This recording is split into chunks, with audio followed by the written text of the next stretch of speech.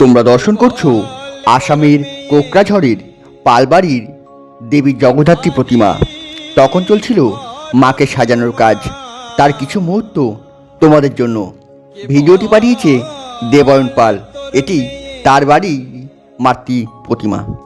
ভিখারি ঘরনি ওই দেখ সিংহের ওপর কেমন সেজেছে,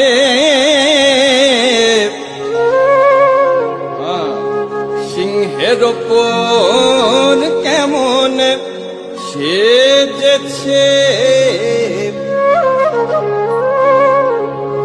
হ্যারোগিরি রানী তোমার নন্দিনী রাজরানী বেশে আসিছে, হ্যারোগিরি রানী তোমার নন্দিনী